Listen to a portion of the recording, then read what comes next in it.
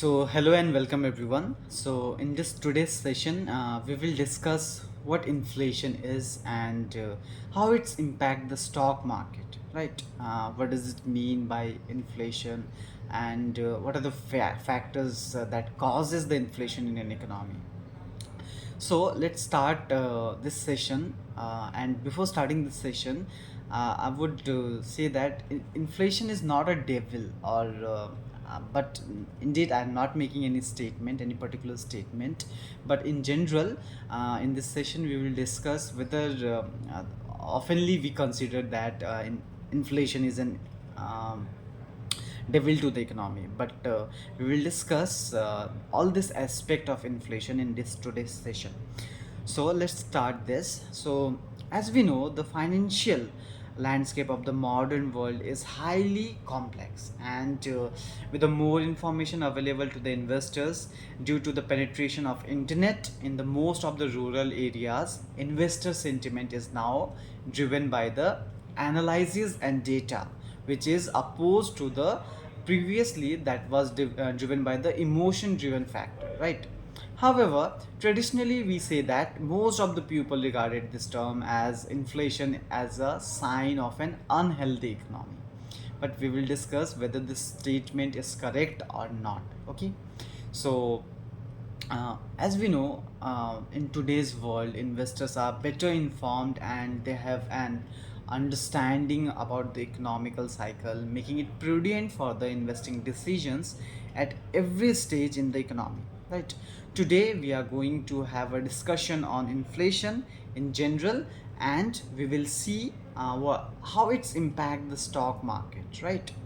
So let's have a understanding on inflation. So before starting the discussion, let's understand this term. What does it mean by inflation, right? So inflation simply means that it is the gradually rise in the price of the goods and the services. When the inflation rate increases, the cost of living increases too, which leads to the lesser or lower in the purchasing power. Okay. For example, if I'll say that the apple sold the cost of 1 kg apple in 2010 is was rupees 100. Let's assume that in 2010 the cost of that particular 1 kg apple was 100 rupee. Okay. Now, in an inflationary economy, there has been an inflation in that particular economy. So what will happen? The cost of that 1 kg apple will be rising, and let's say in 2022 or 2024, the cost of that particular 1 kg apple has become 200 rupee per kilo. Okay. In 2024, let's say. Okay. Therefore, a person who was buying 1 kg of apple at rupees 100 in 2010 cannot buy that particular 1 kg of apple in 2024 at rupees 100, but he need to pay or she need to pay 200 rupees.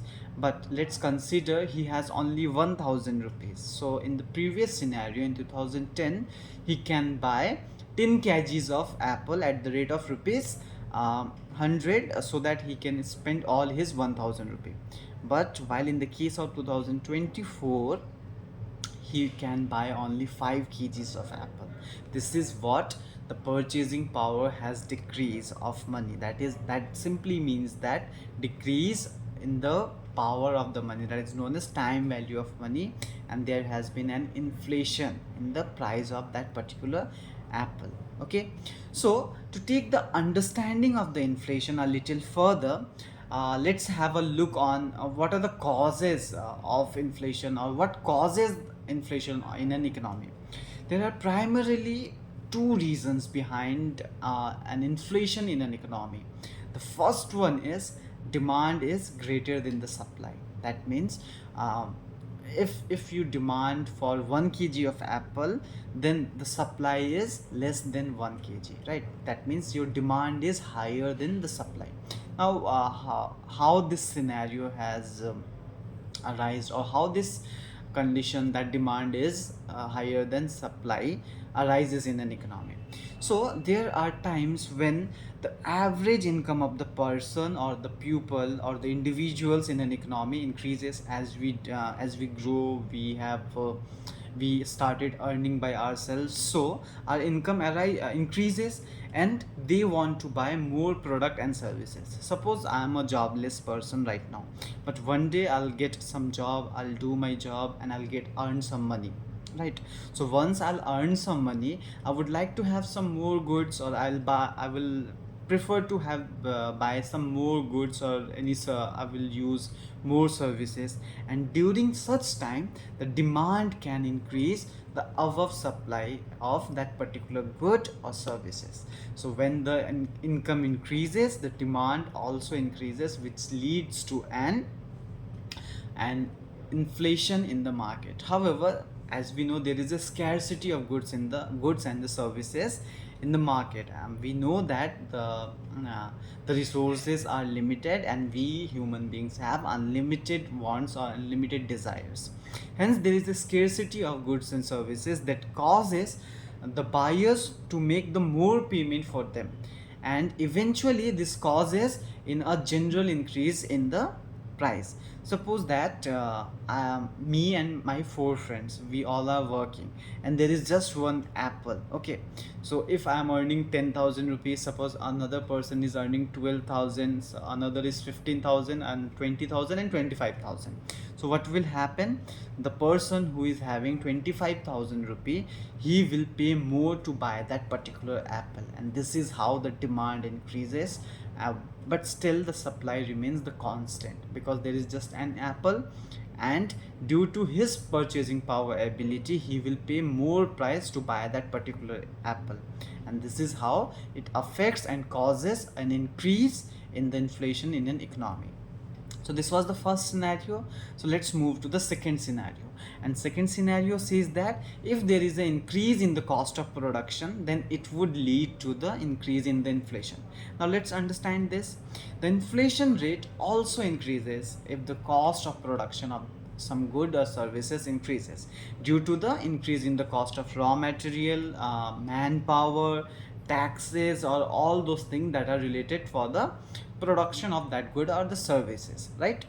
While this lead to an increase in the cost of production, it also causes to drop in the supply of the said good. Now without the demand remaining the same, and the price level tend to high. Now let's understand this.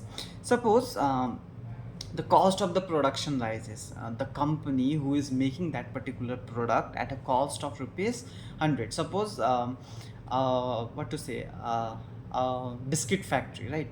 So a biscuit company was making a packet of good day biscuit at a cost of rupees 8. Okay, and he is selling at rupees 10. So if the cost of that particular raw material or labor will increase, so he won't be able to make that product at rupees 8. So what will happen? The cost of production will rise and the supply will fall, right? The cost of raw material and labor, if they will increase, then the company has also limited resources, so he cannot buy all those raw materials, and cannot hire all the manpowers to produce more of that particular biscuits, right? So what will happen? There will be a fall in the supply, and the prices will lead to hike in the market, and the price of and this is the basic fundamental in the case of stock market as well. The price of a share in the stock market is determined by the demand and supply, right? And which is affected by a range of factors like social factors, economical factors, political factors, cultural factor, and so on. So these are the basic two conditions when an inflation arises in the market. The first one is demand is higher than the supply, and the second is increase in the cost of production, right? Now let's understand what are the consequences, or what are the causes of once the inflation will rise up. Now anything that affects the investors can have an impact on the demand as well as on the supply of the stock, right? And the inflation is no different. if something will impact the demand and the supply of a particular product, then there will be impact on that particular product. So as for the stocks, if the demand of that particular stock will rise or the supply will fall, then there is an effect on the price of that stock. Okay, so let's have a quick understanding on this impact of inflation on the stock market, right? So let's start with our first point, that is the purchasing power for investor, or the purchasing power of an investors. Since we know inflation is defined by the increase in the price of that particular good or services, so let's assume that in an inflation market the price of that particular stock is rising. So it is an indicator of decreasing the value of that money, right? So if the inflation rate is 5%, then the if you are having 10,000 rupee, then after 1 year you would the real value of that money would be 9,500, because the inflation rate is 5%. And if it is 10%, then then that will lead to have a lesser value than 9,500. Okay, so this can have a direct impact on the stock market, since as we know investors would be able to purchase fewer stocks for the same amount. Suppose a person or an investor would like to buy um, 100 shares at rupees 10 in this year 2024. Okay, so he can buy 100 stocks at rupees 10 with a 1000 rupee of value. But as we know, due to the time value of money, in the coming years like 2025 or 2026, he won't be able to buy 100 shares of that particular company, because the prices of that share will rise due to the inflation, as well as the price of the money will fall. This is known as the time value of money. Okay, so this was the first point, the purchasing power of investors will fall. Now the second thing is interest rate. Now interest rate is one of the most important macro variable in economics. Okay, so inflation rate increases, the Reserve Bank of India or other banks increases the interest rate for deposits and loan both. They increases the interest rate for both the deposits and loan. The idea is to incentivize the pupil to save the money, and the curve excessive the liquidity, bringing the inflation down. So what happens if the inflation rate is rising up, then the central bank or the Reserve Bank tries to increase the interest rate to control that inflation, right? Since loans get costlier and you will get a higher return on your investment, the cost of capital will comparingly higher. Hence, the projected cash flow are valued lower and resulting to a lower equity of the valuation. Right? If the interest rate will be high, then no one would like to take the loan from the bank, because they need to pay a higher amount of tax. And the other hand, if the interest rate is higher, then they would prefer to invest their money in the banks rather than investing. So this ultimately results into the lower in the equity valuation or the stock valuation of that particular shares, right? So this was the second impact. Let's understand the third impact. So third impact is impact on the stock or the value of the stock. So as the inflation rises, the speculation about the future prices of goods or services lead to a market environment that is highly volatile. Now how it becomes highly volatile? Since the prices are rising due to the inflation, and due to the higher in cost of production, or due to demand is higher than the supply, right? So many investors will speculate that company will experience a drop in the profitability, right? This is the scenario. So hence some investors might decide to sell their stocks, leading to a drop in the market price. So if some investors will sell their stocks, then what will happen? The price of that particular share will fall. So on the other, at the same time, investors who are optimistic about the company making profit will assume that this company will make profit in the near future, and what they'll think, they'll buy those shares, and while someone is selling those shares and someone is buying those shares, this makes a volatile environment in the stock market, right? Now there are some conditions. There are some conditions or assumptions for the different classification of shares. So let's understand them one by one. If your shares are value stocks, which are strongly impacted in the change in the rate of investment inflation, right? If you have a value stock, then it would have a great impact due to the change in the inflation or increase in the inflation rate. The market price of the value stock is usually directly proportionate to the rate of inflation, because due to the value stock it will perform as per the market performance. So if the market is impacted by the inflation, then that particular stock or that particular value stock will have a proportionate effect of that inflation on the price of that share. Therefore, when the inflation rate arises, the value of that particular share will tend to improve or will tend to rise. So this is the impact of inflation on stocks, that if the inflation is rising, then there is an increase in the price of the value stocks. On the other hand, let's understand the growth stocks.